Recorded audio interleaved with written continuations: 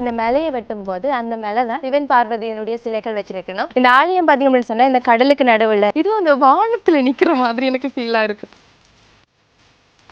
11ஆம் நூற்றாண்டு காலம், அதாவது சோழர் காலத்து இந்த கடல்கள் எல்லாத்தையும் ஒன்றா சேர்க்கிற ஒரு இடமா இது.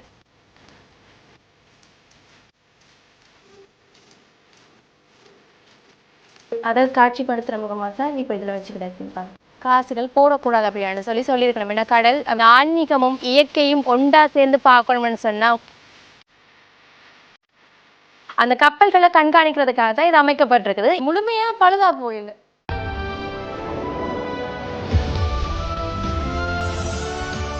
ஹாய், எல்லாருக்கும் வணக்கம். நான் இன்றைக்கு திருகோணமலையில் இருக்கக்கூடிய திருக்கோணேஸ்வரர் ஆலயத்துக்கு தான் வந்திருக்கிறேன். இந்த ஆலயத்தினுடைய அமைப்பு, தரிசன அனுபவங்கள், அதோடு இந்த கோயிலில் எவ்வளோ மாற்றங்கள் இப்போ வந்திருக்குது, அது மட்டும் இல்லாமல் இந்த கடலுக்கு நடுவுக்குள்ள இந்த கோயில் பெரிய அளவில் மேல உயரமாக இருக்குது. எல்லாமே உங்களுக்கு நான் ஒவ்வொன்றா காட்டுறேன். வாங்க காணொளிக்குள்ள போகலாம்.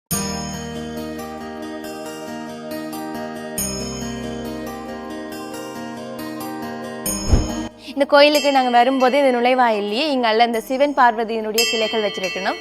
அதில் அந்த புராண கதைகள் சொல்கிற மாதிரி தான் இதில் அப்படி இந்த காட்சிப்படுத்தி இருக்கணும்.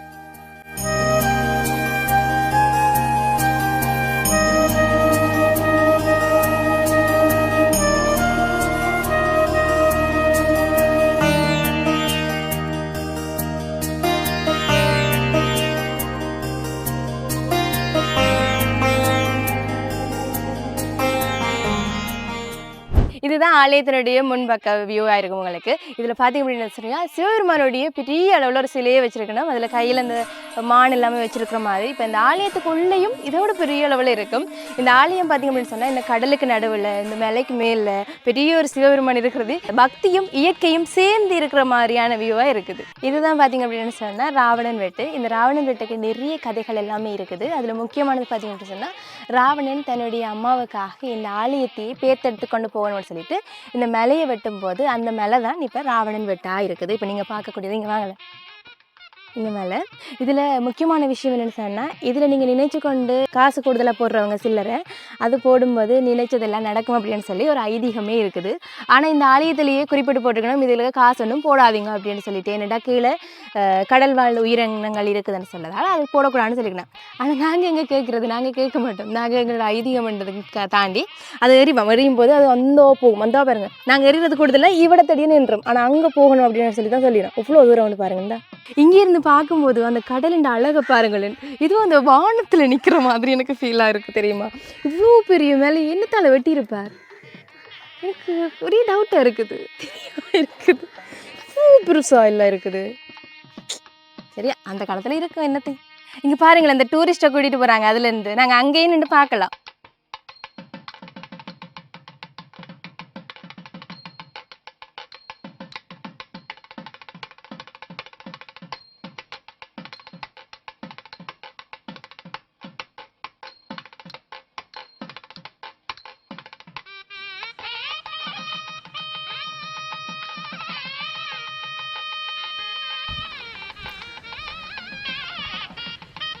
இவ்வளோ பெருசாக இருக்குது பார்த்தீங்களா சிவபெருமான்.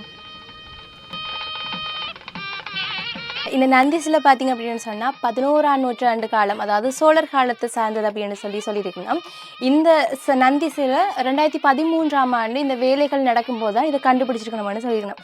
அப்போ இவ்வளோ காலத்தான் பழமையானதுன்னு யோசிச்சு பாருங்களேன். கட்டாயம் இந்த கோயிலுக்கு வர எல்லாருமே நந்திட்டு ஏதாவது ஒரு விஷயம் சொல்லிட்டு போவேன். நானும் கட்டாயம் ஏதாவது சொல்லத்தானே வேணும், கண்டிப்பாக சொல்லுவேன். அதுக்காக தான் நான் வந்தேன். மெயினாக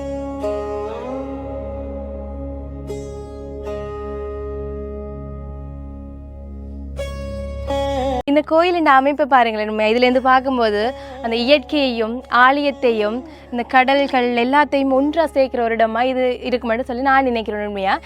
ஏனெண்டா இப்படி அந்த கடலை பார்த்துட்டு ஆலயத்தை கும்பிடுறது, இதில் இருக்கிறது அவ்வளோ ஒரு தனி சுகமாக இருக்குது, அமைதியாக இருக்குது. இப்போ அமைதியான இடத்தையும் ஆலயத்தையும் விரும்புகிறாக்களுக்கு இது ஒரு சொர்க்கமான ஒரு இடம்னு தான் நான் சொல்லுவேன்.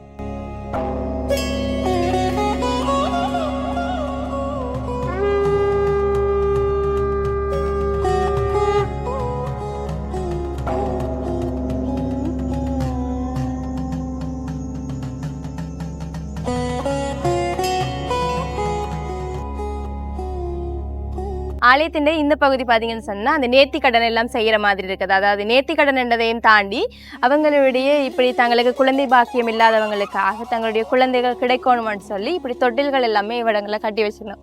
எவ்வளோ பேர் இந்த நேர்த்திகள் இதில் இருக்குன்னு சொல்லி பாருங்களேன். இவங்க எல்லாருக்குமே குழந்தை பாக்கியம் கிடைக்கணும் அப்படின்னு சொல்லிட்டு நாங்கள் வேண்டிக் கொள்கிறோம் கடவுள்கிட்ட. இந்த தொட்டில்கள் மட்டுமண்டு இல்லாமல் இதில் அந்த காசுகள் கூட இதில் கட்டி வச்சிருக்கணும். அந்த இதில் துணியெல்லாம் கட்டி இதில் வச்சிருக்கேன். அங்கே பாருங்கள் எவ்வளோத்துக்கு இருக்குன்னு சொல்லிட்டுங்களா.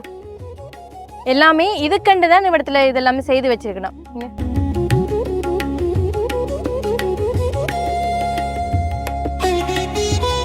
மார்க்கண்டேயர் தான் மெய்யடியார்கள்னு சொல்கிறது. அவர் அந்த 16 வயசில் அவற்றை உயிரை யமனிடமிருந்து காப்பாற்றியதான் இதில் இருந்து கூடப்படுது. இந்த பாருங்கள், இவர் தான் யம தர்மராயா.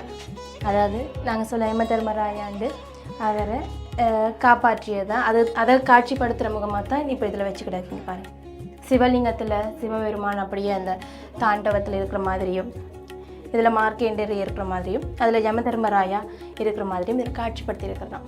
அந்த ஒரு குகைக்குள்ளே அந்த எப்படி இருக்குதுன்னு பாருங்கள். அந்த அமைதி, அந்த கோயிலின் அந்த சத்தங்கள் எல்லாமே கேட்கும்போது நல்லா இருக்குது. இது பார்த்திங்க அப்படின்னு சொன்னால் திருஞான சம்பந்தமூர்த்தி நாயன அருள்னது, அதாவது திருக்கோணேஸ்வர பதிகம் அப்படின்னு சொல்லக்கூடியதான் இதில் இருக்குது பாருங்க. அதை குகையிலேயே அதை செதுக்கி இருக்குண்ணா. அப்படியே பாருங்க, இது அந்த நிறை கடல் அரவம் நாங்கள் படிப்போம் தானே, அதை அப்படியே செதுக்கி இருக்கணும்.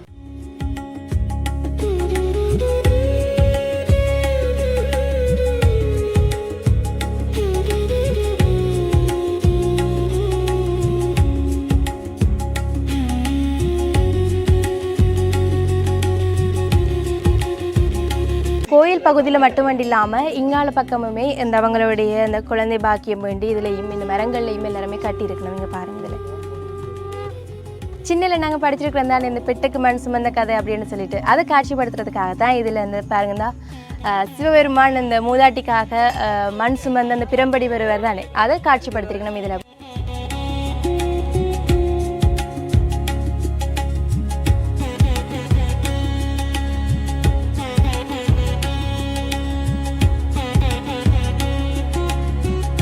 உங்கள் எல்லாருக்குமே தெரிஞ்சிருக்கும் ராவணன் ஒரு சிவபக்தன் அப்படின்னு சொல்லிட்டு அதுக்காக சிலைகள் எல்லாமே இதில் வச்சுருக்கணும். நீங்கள் பாருங்க, இந்த இவ்வளோ பெருசாக வச்சுருக்கணும். முக்கியமான குறிப்பு என்னென்னு சொன்னால், நான் உங்களுக்கு முதலே சொன்னால் அந்த ராவணன் வீட்டில் வச்சு காசுகள் போடக்கூடாது அப்படின்னு சொல்லியிருக்கணும். ஏன்னா கடல் வாழ் நிறைய உயிரினங்கள் இருக்குமென்னு சொல்லிட்டு அதுக்காக இதில் பெரிய ஒரு போட்டே போட்டிருக்கணும். இதுலேருந்து பணத்தை வீசி எறியக்கூடாது அப்படின்னு சொல்லியிருக்கணும். ஆனாலும் பாருங்கள், அரைச்சி சொல்கிறத கேட்டிருக்காங்களா? இல்லை, நாங்கள் செய்ய மாட்டோம். இங்கே பாருங்கள் எவ்வளோ காசுன்னு பாருங்களேன். இப்படி எங்கேயாச்சும் எரிச்சு பார்த்துருக்குறீங்களா? இங்கே பாருங்கள், நான் பார்த்ததில்லை. இந்த ஆலயத்தின் முக்கியமான சிறப்பை பார்த்தீங்க அப்படின்னு சொன்னால் எல்லா மதத்தவர்களுமே இங்கே வாரவங்க. இது ஒரு சுற்றுலா தலமாகவும் இருக்குது. ஏன்னா இங்கே வெளிநாட்டுக்காரர் வாரணும்னு சொன்னால் முக்கியமாக வர வேண்டிய இடம்னு சொன்னால் இதுன்னு சொல்லி எல்லாருமே இங்கே கூட்டிகிட்டு வருவினோம். இதில் பார்த்தீங்கன்னா சரிங்க,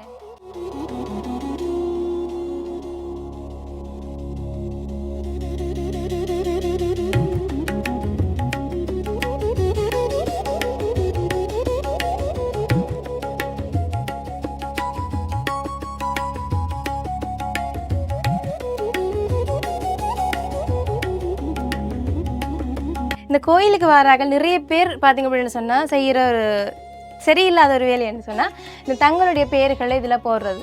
நான் இப்போ கூட நாங்கள் அதில் வீடியோ எடுத்துகிட்ருக்குறோம். நிறைய பேர் வந்து தங்களுடைய பேர்களை இதில் குறிப்பிட்டிருந்தவங்க. ஏன் இப்படி ஆசைப்படுறீங்க இதில் இப்படி எழுதணும் அப்படின்னு சொல்லிட்டு? இது எவ்வளோ ஒரு புனிதமான ஒரு ஆலயமாக இருக்குது. அப்போ அதில் வந்துட்டு உங்களுடைய பேர்களையும் இதில் இருக்கணும்னு சொல்லி ஆசைப்படுறீங்க.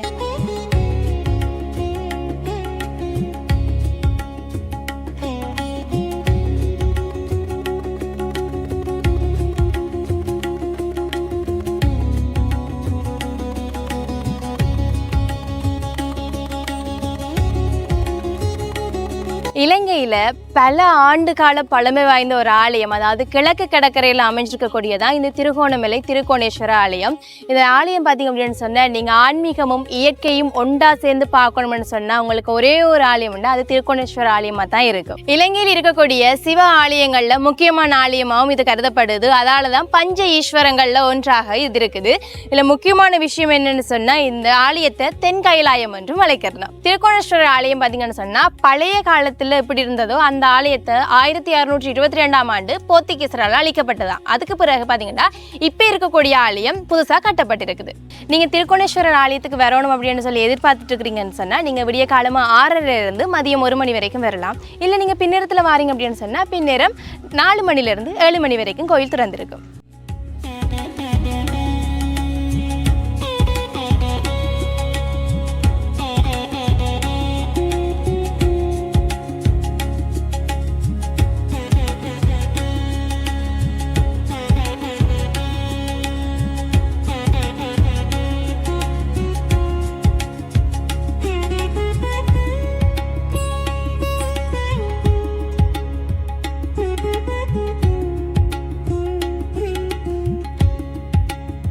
இந்த லக்ஷ்மி நாராயணன் கல்வெட்டு பார்த்தீங்க அப்படின்னு சொன்னால் அந்த நிலத்தில் இருந்து இது எடுத்திருக்கணும். அதாவது ஏதோ ஒரு விஷயம் இவங்க இந்த கோட்டை பகுதியிலிருந்து அகண்டெடுக்கும் போது தான் இந்த விக்கிரகம் எடுத்திருக்கணும்னு சொல்லியிருக்கணும்.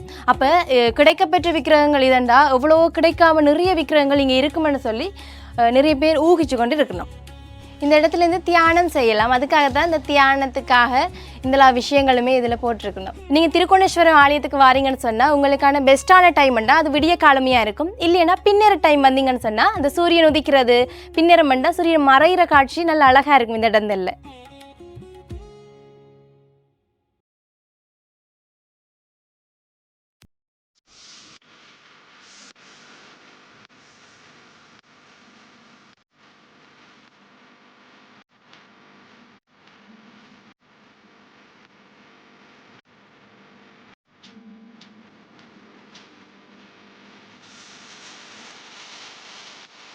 கோயில் எல்லாமே நல்லபடியாக சுற்றி பார்த்துருந்தாங்க. கோயிலுக்கு வெளியே நிறைய விஷயங்கள் இருக்குது. கோயிலுக்குள்ள எவ்வளோ விஷயம் இருக்கும், அதையும் தாண்டி இந்த வெளியில் நிறைய விஷயங்கள் இருக்குது. இப்போ இந்த ஃபேன்சி கடை கட்டுக்கும் அதோட முக்கியமாக எல்லாருக்கும் பிடிச்ச ஸ்வீட் ஐட்டங்கள் எல்லாமே இதில் இருக்குது.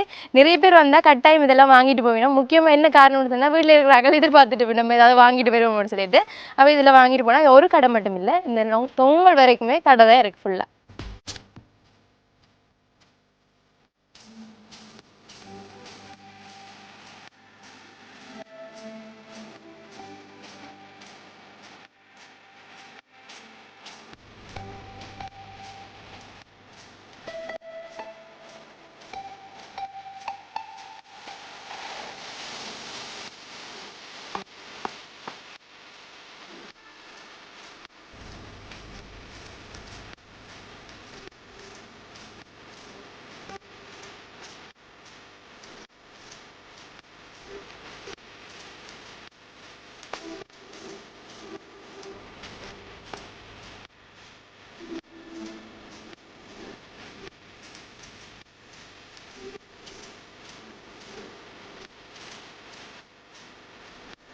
இந்த வியூ பாயிண்ட் பார்த்தீங்க அப்படின்னு சொன்னால் கோயிலுக்கு பக்கத்துலேயே தான் இருக்குது. இதுக்கு என்ட்ரி டிக்கெட் 120 ரூபா, அதாவது ஒரு ஆளுக்கு 120 ரூபா. அப்படி இதில் என்னத்தை இருந்து பார்க்கலாமென்று நான் உங்களுக்கு காட்டணும் இருக்கு.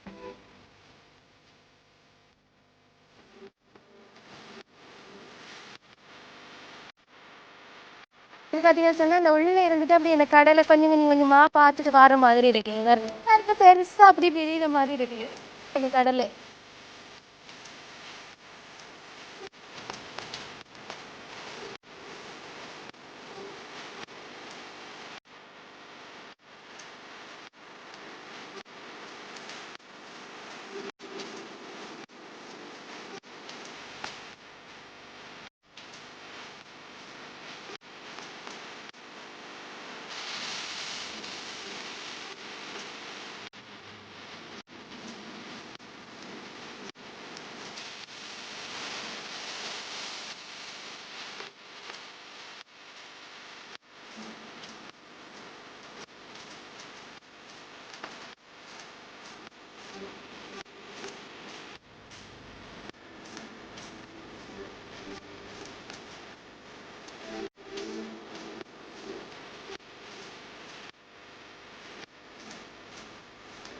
நான் உங்களுக்கு சொல்லியிருந்தேன் திருவண்ணாமலைக்கு வாரீங்க கோயிலுக்கு வாரீங்கன்னு சொன்னால் விடிய காலமையில இல்லை பின்னேற டைம் வந்தால் நல்லா இருக்குமென்னு சொல்லிட்டு நீங்கள் காலமையில வந்தீங்கன்னு சொன்னால் அந்த சூரியோதயம் எல்லாம் இந்த இடத்துல வச்சு பார்க்கல அவ்வளோ அழகாக இருக்கும்.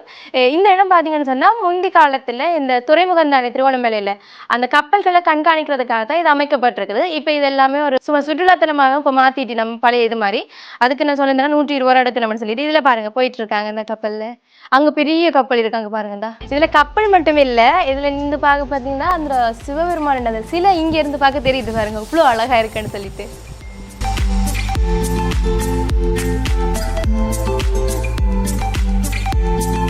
யாழ்ப்பாணத்தில் எப்படி யாழ்ப்பாண கோட்டை இருக்கோ அதே மாதிரி தான் திருகோணமலையிலையும் பெரிய ஒரு கோட்டை ஒன்று இருக்குது. அந்த கோட்டையை தாண்டி தான் நாங்கள் திருக்கோணேஸ்வரத்துக்கு போகணும். இங்கே பார்த்தீங்கன்னு சொன்னால் இவ்வளோ ஒரு பழமையான ஒரு கோட்டை பார்த்தீங்களா, நீங்கள் பாருங்களேன். இந்த கோட்டைக்குள்ளால போயிட்டு தான் போகணும்.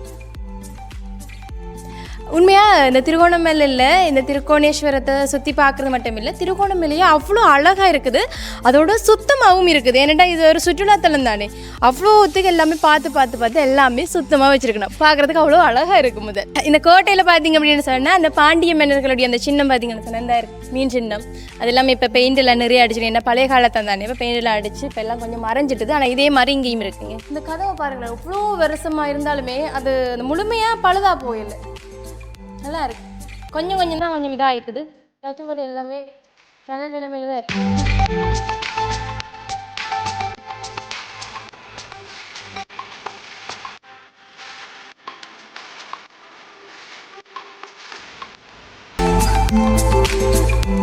இன்றைக்கி திருவண்ணாமலையில் இருக்கக்கூடிய திருக்கோணேஸ்வர ஆலயத்துக்கு வந்திருந்தனால் அந்த ஆலயத்தை வடிவம் உங்களுக்கு சுற்றி காட்டியிருந்தனால் கோயிலுக்குள்ளே காணொலி பதிவு செய்ய முடியாது. அதால் நான் கோயிலுக்குள்ளே உங்களுக்கு பதிவு செய்து போடல. மிச்சம் எல்லா இடங்களுமே உங்களுக்கு காணொலி பதிவு செய்து போட்டிருக்கேன். நீங்கள் என்ன டைம் வந்தால் கோயில் ஓப்பனில் இருக்குமென்னு சொல்லியிருக்கிறேன். எந்த டைம் வந்தால் நீங்கள் சூரிய உதயம் பின்னர் மறைகிறது எல்லாமே எடுத்தால் அவ்வளோத்துக்கும் நல்லா இருக்குமென்னு நான் சொல்லியிருக்கிறேன். கட்டாயம் நீங்கள் இலங்கைக்கு சுற்றுலா பயணியாக வாரீங்கள் இல்லை வேறு இடங்கள்லேருந்து வாரீங்கன்னு சொன்னால் திருவண்ணாமலைக்கு வரும்போது திருக்கோணேஸ்வரத்துக்கும் ஒரு தடவை போங்க. ஏன்னா அவ்வளோ ஒரு ரம்மியமான ஒரு ஆன்மீகமான ஒரு ஆலயமா இருக்கும். ஸோ இந்த காணொலியை இங்கே திருவண்ணாமலைக்கு வரணும்னு ஆசைப்படுற எல்லாருக்குமே ஷேர் பண்ணி விடுங்க.